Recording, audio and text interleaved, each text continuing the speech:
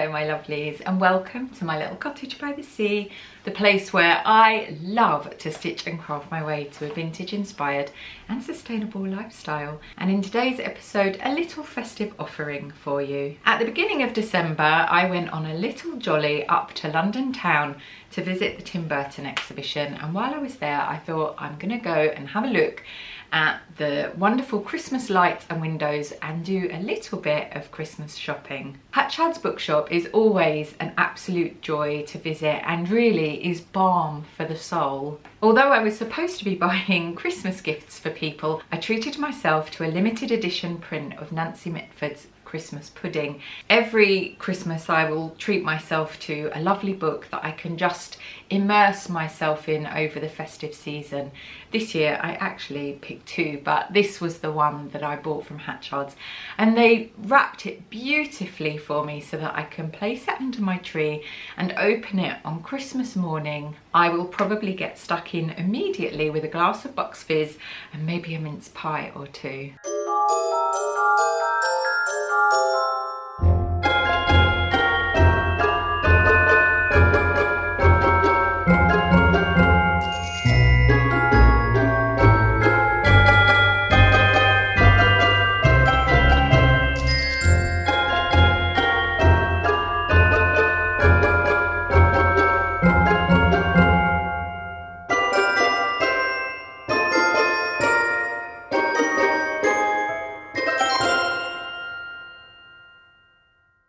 Just next door is the iconic Fortnum and Masons, which I feel is almost Christmas personified, or the spirit of Christmas personified in one beautifully presented shop, and the windows were just absolutely delightful.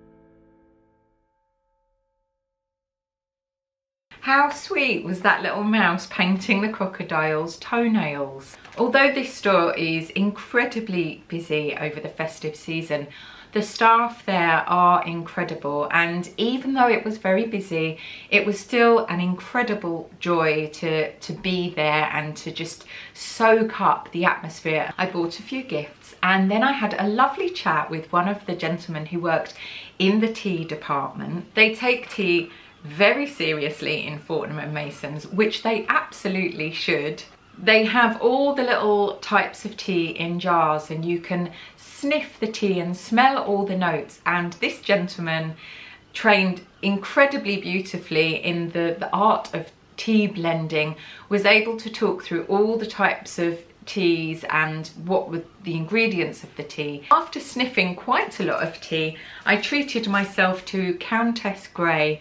I just love the colours of Fortnum. I mean, it's a sort of arsenic-y green and then a Schiaparelli pink with bits of gold on it. So I shall be making myself a lovely cup of tea with my homemade Christmas cake over the Christmas period and enjoying the book I treated myself to in Hatchards. It's really easy to overlook ourselves in this hectic time of year, but I think it's really important to show yourself a little bit of love, a little bit of appreciation. So mine is a cup of tea, handmade Christmas cake, and a very beautiful edition of a book I've wanted to read for a long time. Then I wandered up through Soho and Carnaby Street to Liberty London, which is a magical place to visit whatever the time of year.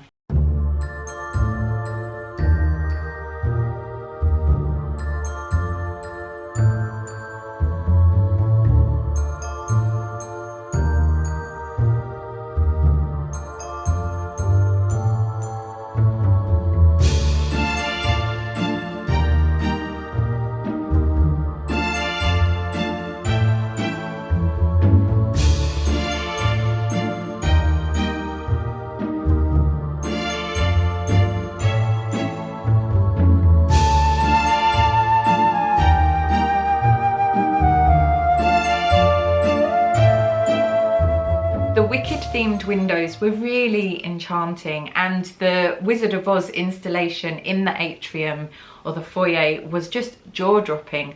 I think it actually moves at certain times of the day, but unfortunately I didn't get to see that. I headed up to the Christmas department to enjoy all the festive offerings that they have, and traditionally I would buy myself a glass ornament, just one a year, to add to my ever-growing collection that I've been collecting since I was quite young. But this year with Ghost, I've had to come up with another plan, but a little bit more about my Christmas decorations later.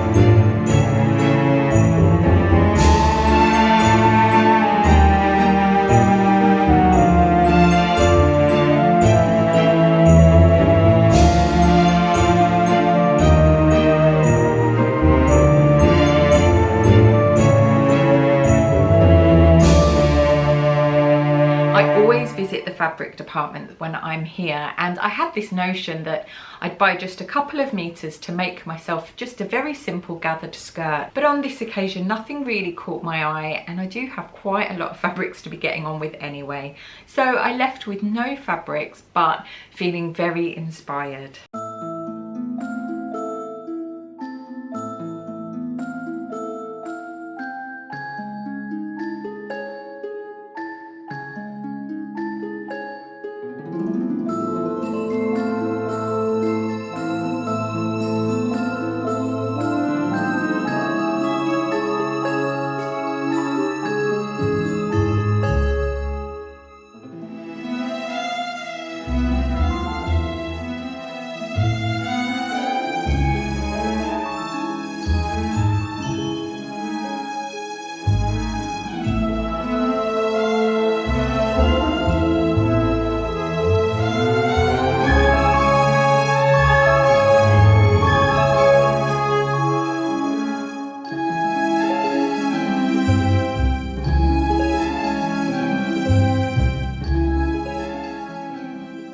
Then I made my way home to my little cottage by the sea, wandering down Regent Street as the night drew in, enjoying these beautiful Christmas angels.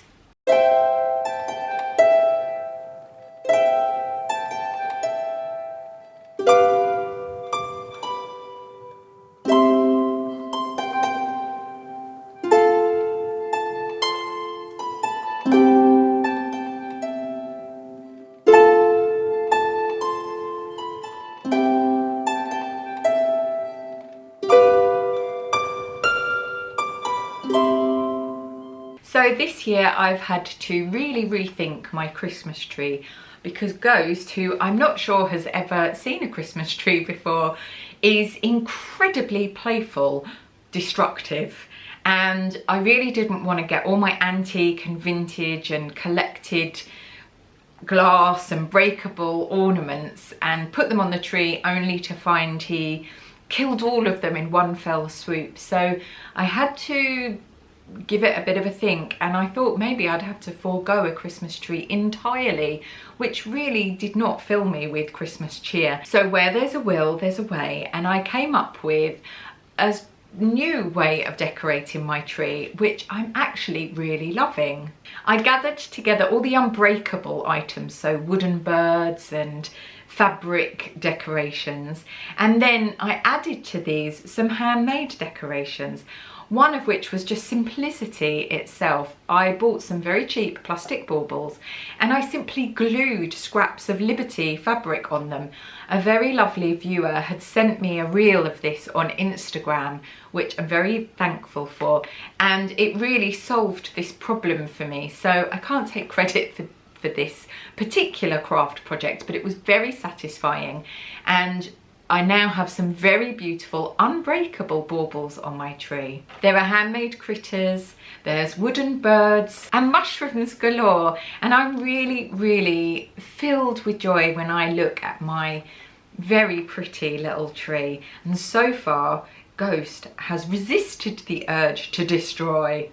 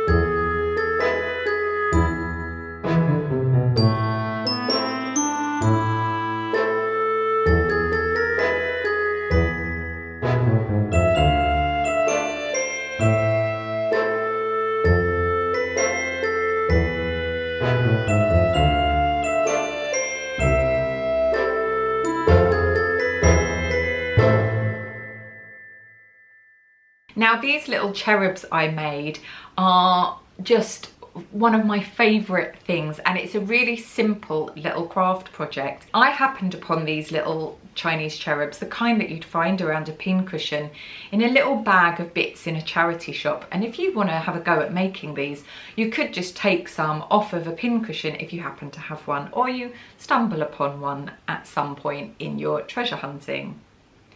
All you do with these is you cut a circle, probably about the diameter of a mug, the bottom of a mug, and I used Liberty print for mine. You do a running stitch all the way around the edge, and then you gather up your circle and you stuff it just with polyfill or whatever you happen to have to hand. I wanted mine to be quite lightweight. And then I secured the top and made sure that my ball was nice and ball-like. Then I chose the cherub whose colour was most appealing with the Liberty print, and just plopped him on the top and stitched him in place, and then just a simple thread little loop, and there I could dangle my little cherubs on the tree, and they are absolutely wonderful. I have a few more cherubs left over and I'm going to make some more, and I think I'm just going to add some lavender to the little ball bits because it will make the tree smell even more delightful and festive. I've had such a wonderful December over at Tara's Stitch Coven on Patreon.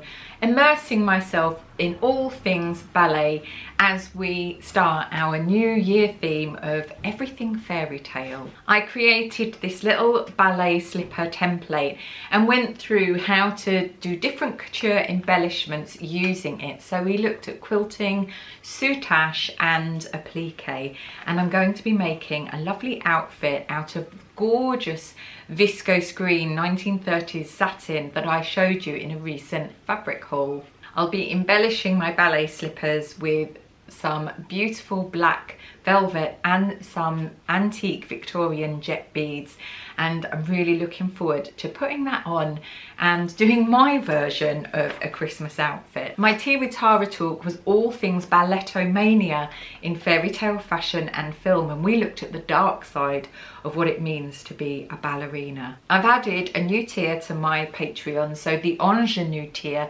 which basically means you have access to all the Tea with Tara talks, and there are 4 years worth basically, or thereabouts, for you to enjoy with all the visual notes. So if you want to watch those, listen to those and enjoy that inspiration, you can sign up and have access to the whole archive for basically a cup of nice coffee. If you'd like to get involved in Coven life, then just head over to patreon.com/Tara Deighton. My favourite thing at Christmas is to indulge in all the festive feasting and the cooking that you need to do the feasting.